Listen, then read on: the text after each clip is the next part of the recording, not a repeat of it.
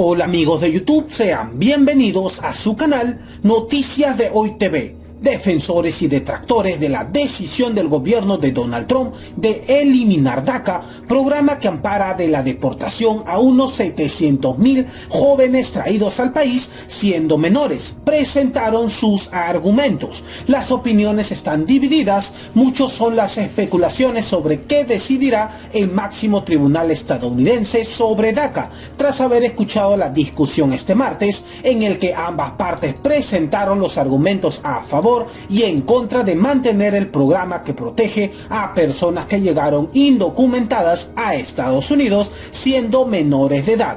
El presidente de la Corte Suprema, John Roberts, cuyo voto probablemente sea el decisivo, hizo preguntas difíciles a ambas partes y no mostró inclinación alguna. El caso plantea controversias sobre el poder presidencial, ya que los abogados por parte de Donald Trump argumentaron que Obama abusó de su autoridad al tomar una decisión migratoria sin pasar por el Congreso. La decisión final se espera que se tome hacia el mes de junio del año que viene, momento en que se estará a pleno la campaña presidencial de Estados Unidos. Y la audiencia de hoy en la Corte Suprema terminó. Los jueces escucharon argumentos a favor y en contra del futuro de DACA. Al mismo tiempo, y desde muy temprano, decenas de jóvenes se habían concentrado a las afueras del máximo tribunal en Washington para exponer uno a uno su clamor para que se mantenga vigente. El gobierno de Trump pide que la Corte anule los fallos anteriores y que DACA vuelva a ser cancelado, como lo anunció el Departamento de Justicia hace 2 años.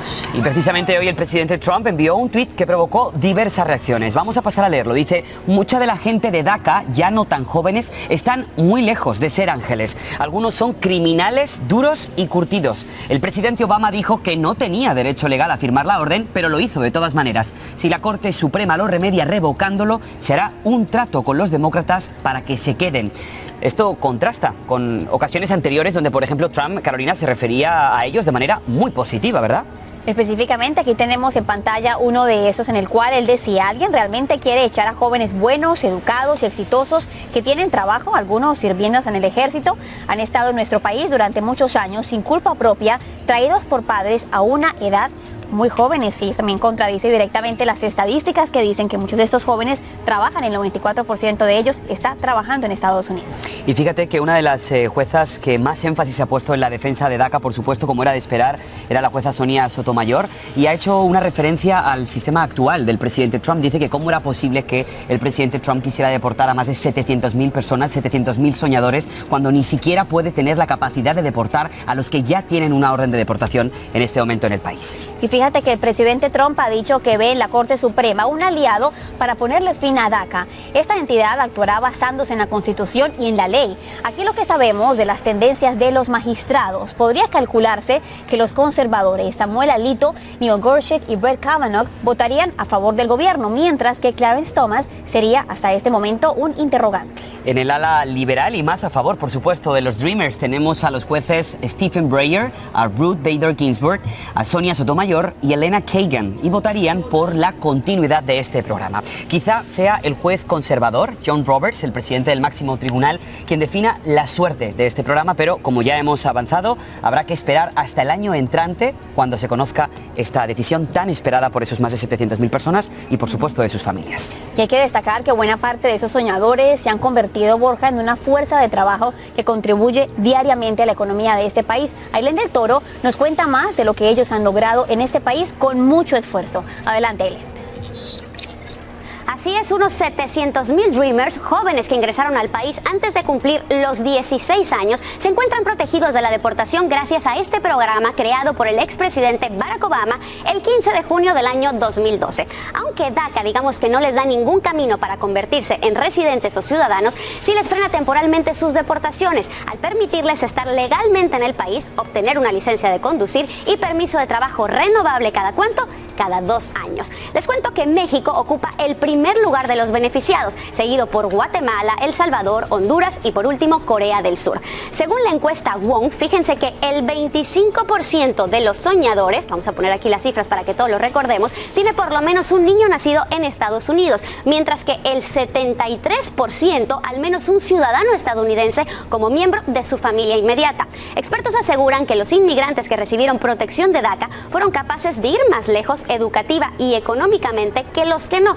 Para que veas, te voy a poner algunos ejemplos. Pasaron de un sueldo anual de $20,000 a $36,000 y casi la mitad pudo abrir su primer cuenta en el banco. Por otro lado, el 5% es dueño de un negocio, el 56% tiene un automóvil y el 16% una casa. Muchos trabajan en una de las 25 compañías más importantes del país, como es el caso de Walmart, como es el caso de Amazon y también de Apple. Ahora, tras saber todas estas cifras que te acabo de mencionar, surge la pregunta, en cuestiones económicas, ¿qué pasaría si DACA se acaba? Según el Centro de Investigaciones Instituto Cato, precisó que dejar sin efecto DACA y deportar a estos jóvenes costaría a las arcas del país más de $60,000 millones. Estas pérdidas se sumarían a otros $280,000 millones que perdería la economía estadounidense en la próxima década. Se complica la situación de Donald Trump ante un posible juicio político en su contra. Charles Cooper, que es el abogado del ex asesor de seguridad nacional, John Bolton, dijo que Bolton participó en muchas reuniones y conversaciones relevantes para la investigación de juicio político contra el presidente Donald Trump, las cuales todavía no son públicas. Esta declaración la hizo en una carta que insinúa que John Bolton comparecerá ante el Congreso solo si un juez lo ordena. La carta, enviada al principal abogado de la Cámara de Representantes, busca diferenciar a John Bolton y al ex asesor adjunto Charles Cooperman, donde ellos proporcionaban un asesoramiento directo al presidente Donald Trump de manera regular y que durante cualquier comparecencia se les pediría divulgar información delicada sobre política exterior y seguridad nacional. Aunque no ha prestado testimonio, John Bolton ha representado una pieza clave durante semanas de testimonios en las que varios testigos han descrito episodios y conversaciones en las que estuvo involucrado. A medida en que se acercan las audiencias públicas que podrían desencadenar en un juicio de destitución, el tono del presidente Trump se ha ido tornando más combativo. But never in history has anybody gone through this. It's a witch hunt and it should never happen to another president. Su declaración luego de una madrugada en que el mandatario lanzó una ráfaga tuitera defendiéndose del proceso en su contra. Trump y los republicanos insisten en que se trata de un esfuerzo ilegítimo por destituirlo. Vemos el circo que tiene en el Congreso en ese momento, están persiguiendo fantasmas, ven cosas que no existen. Pero en las últimas horas, John Bolton, ex asesor de seguridad nacional y ex hombre de confianza de Trump, se reveló como una nueva amenaza. Aunque Bolton se negó a declarar a puertas cerradas, su abogado apuntó a que tendría información relevante de reuniones y conversaciones que aún no han sido discutidas. Y mientras se define si Bolton testificará o no, esta semana el país oirá testimonios como el del exdiplomático William Taylor, quien declaró a puerta cerrada que el gobierno condicionó la ayuda a Ucrania a que ese país investigara a Joe Biden. No es lo mismo ver un papel que ver una persona en vivo y a todo color, un testimonio ante el Congreso, un testimonio televisado. Más allá del espectáculo político, los demócratas necesitan que las audiencias sean tan contundentes que obliguen a los republicanos del Senado a abandonar su defensa del presidente Trump. Por ahora, los republicanos se preparan para defender al mandatario en un reality que pasará de la televisión a la historia. Además, el aspirante presidencial demócrata y ex vicepresidente de Estados Unidos, Joe Biden, lanzó duras críticas al presidente Donald Trump, donde le exigió publicar sus declaraciones de impuestos, llamándolo a sí mismo como el presidente más corrupto que haya estado en los Estados Unidos.